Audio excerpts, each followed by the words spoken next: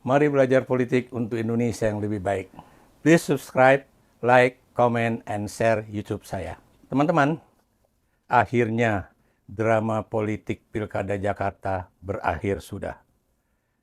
KPUD DKI Jakarta petang tadi baru saja mengumumkan hasil Pilkada di Jakarta yang kita tahu hasilnya tidak berbeda dengan yang dihitung secara real count baik oleh tim dari pasangan Pramono dan Idul ataupun dari tim jaga pemilu ataupun dari tim-tim yang lain. Hasilnya adalah bahwa Pramono, Anung, dan Rano Karno atau Sidul itu memenangi Pilkada Jakarta dengan angka yang sangat meyakinkan 50,07%. Apa artinya itu? Berarti sah sudah Dul dan Pram menjadi pemenang Jakarta dan ini akan menjadi satu putaran. Walaupun kita tahu bahwa tim dari Ridho atau pasangan nomor 1 sudah meninggalkan ruang sebelum KPUD mengumumkan hasil perolehan suara di Jakarta, atau tim nomor 2 juga tidak mau menghadiri, tidak mau menandatangani hasil dari Pilkada Jakarta, dan hanya wakil dari tim nomor 3 yang menandatangani hasil perolehan suara tersebut ya, tapi itu dinyatakan sah.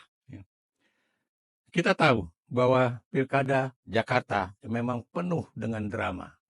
Drama bukan drama dalam artian sandiwara politik semata, tapi drama yang begitu mengharu-birukan politik di tanah air.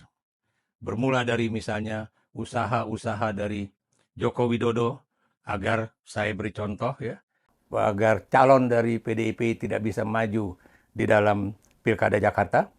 Ada juga usaha agar Anies Baswedan juga tidak bisa maju di dalam Pilkada Jakarta, bahkan sampai ke Ahok ya.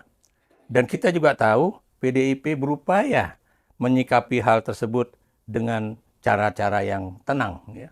Saya beri contoh misalnya bagaimana PDIP berupaya untuk menyatukan antara Anies Baswedan dengan Sidul ataupun Rano Karno.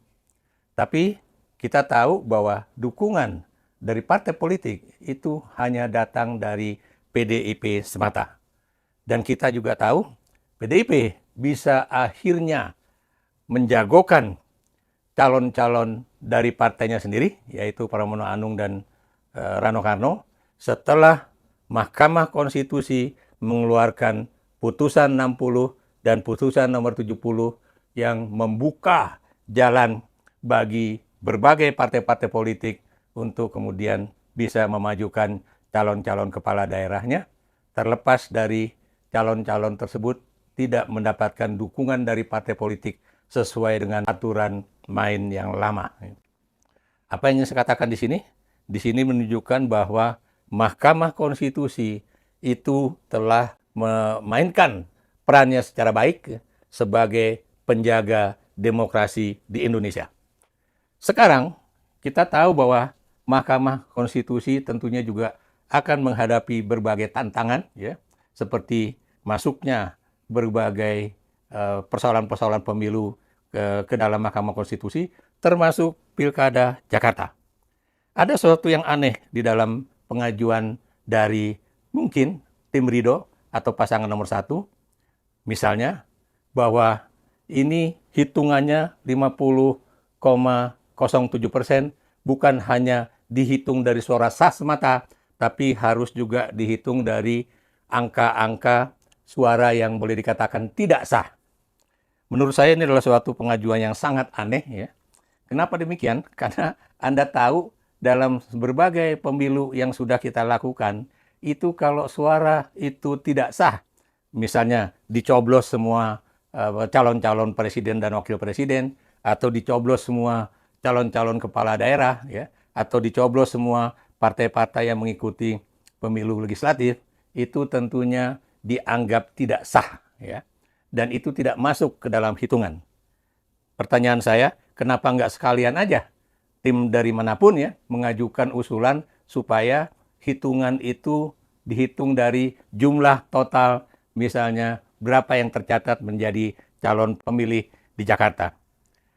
Ini lagi-lagi suatu hal yang aneh ya, karena baru sekarang ada suatu gagasan yang kemudian mengajukan bahwa hitungan suara sah atau tidak sah atau memenangi pemilu ataupun pemilu kada itu harus dihitung bukan saja dari jumlah suara sah yang masuk, tapi termasuk juga dengan jumlah suara sah yang tidak masuk. Saya mungkin sedikit ingin memberikan informasi kepada Anda. Di Amerika Serikat, Anda tahu ya, yang namanya pemilihan umum itu bukanlah suatu yang wajib diikuti oleh warga negara Amerika Serikat. Karena itu, pemilihan umum di Amerika Serikat tidak pernah melebihi angka di atas misalnya 60% dari jumlah penduduk Amerika Serikat yang memenuhi syarat untuk menjadi pemilih di dalam pemilu tersebut ya. Demikian juga di Australia. Kita tahu inilah suatu hal yang berbeda. Maksud saya bahwa di Australia itu kebalikan dari Amerika Serikat, pemilu itu adalah wajib dilaksanakan oleh semua warga negara. Makanya ketika saya masih tinggal di Australia, setiap ada pemilu federal atau pemilu negara bagian, itu keesokan harinya pasti, dan saya katakan pasti, itu ada orang yang datang di depan apartemen saya, mengetok pintu, dan karena mereka misalnya melihat saya bukan berkulit putih, pasti pertanyaan awal yang mereka ajukan adalah, "Are you Australian citizens?" Dan ketika saya menjawab, "No, sorry." Dan kemudian langsung mereka jawab, "Okay, thank you, have nice day," atau "have good day," dan sebagainya, dan sebagainya. Di sini menunjukkan bahwa mereka akan mendatangi semua rumah, dimanapun rumah itu berada, dan mengecek apakah ada warga negara Australia yang tidak mengikuti pemilihan umum. Jika mereka tidak ikut pemilu, itu mereka akan mendapatkan sanksi, yaitu denda. Jadi begitulah pemilu di Australia. Dan karena itu penghitungan suaranya itu sudah pasti atas dasar siapa yang mengikuti pemilu, dan kemudian apakah mereka memilih itu. Saya beri contoh ya, ada pilihan pertama, ada pilihan kedua mereka, dan juga ada pilihan ketiga mereka yang penghitungan suaranya itu jauh lebih rumit ketimbang yang terjadi di Indonesia. Nah, kita tahu bahwa perhitungan suara di Indonesia itu sangat mudah untuk pemilu presiden ataupun pemilu kepala daerah. Kenapa demikian? Karena yang dihitung itu adalah jumlah suara yang diperoleh oleh pasangan-pasangan, ataukah itu calon presiden ataupun calon kepala daerah. Di sini tidak ada pilihan pertama, pilihan kedua, atau pilihan yang berikutnya, seperti yang terjadi di dalam pemilu legislatif di Australia misalnya kan. Dan kita juga tahu untuk menghitungnya tentunya sangat mudah. Misalnya apakah misalnya pasangan tersebut memenangi pemilu kada, dan hanya Jakarta, lagi-lagi hanya Jakarta yang memiliki satu aturan yang lebih rumit seperti aturan pemilu Presiden Republik Indonesia yang harus dimenangi oleh pasangan calon dengan 50% plus 1. Itu satu itu bukan 51%, tapi 50% plus 1. Dan kalau kita lihat pasangan Pramono Anung dan Dul itu sudah memperoleh 50% plus kelebihan suara yang jumlahnya 2.925, itu adalah sah bagi Pram dan Dul ya untuk dinyatakan sebagai memenangi Pilkada Jakarta dengan satu putaran. Dan Anda juga tahu ya, usaha-usaha dari pasangan nomor satu, baik dari tim suksesnya atau bahkan mereka yang berada di atasnya ya, yaitu Presiden Prabowo Subianto dan juga Presiden ke-7 Republik Indonesia Joko Widodo, untuk kemudian mempengaruhi hasil Pilkada Jakarta, ternyata apa yang mereka lakukan itu boleh dikatakan gagal total. Kenapa demikian? Karena rakyat Jakarta itu adalah orang-orang yang boleh dikatakan memiliki pendidikan yang sangat tinggi atau cukup tinggi ya. Rata-rata 70% itu berpendidikan setara dengan SMA. Dan kita juga tahu apalagi yang sarjana dan juga yang S3 juga cukup banyak di Jakarta.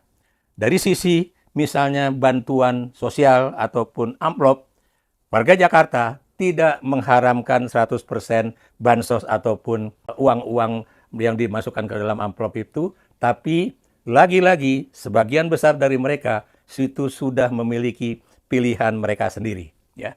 Jadi kalau masih ada misalnya kemarin ya, bahwa mereka yang suaranya tidak sah, bukan mustahil itu adalah pemilih yang masih menginginkan apakah itu Anies Baswedan ataukah Ahok atau Basuki Cahayapurnama itu bisa masuk menjadi calon kepala daerah di Jakarta. Tapi apapun yang terjadi, kita tahu bahwa Pram dan Dul itu didukung bukan cuma oleh orang-orang yang menjadi pendukung ataupun simpatisan dari PDIP, tapi juga didukung oleh mereka-mereka yang boleh dikatakan adalah bagian dari anak abah, bagian dari keluarga Gubernur Sutiyoso, bagian dari keluarga dari mantan Gubernur Fauzi Bowo, ya, dan juga kelompok-kelompok pemuda yang ada di Jakarta. Ya. Belum lagi, kalau Anda perhatikan ya, mereka yang membantu agar hasil Pilkada Jakarta ini tidak akan diintervensi oleh siapapun, tidak akan diubah hasilnya, itu bukan cuma datang dari mereka-mereka yang berasal dari organisasi-organisasi kepemudaan itu, tapi juga dari kalangan-kalangan intelektual dan akademisi. Saya beri contoh misalnya komunitas Utan Kayu.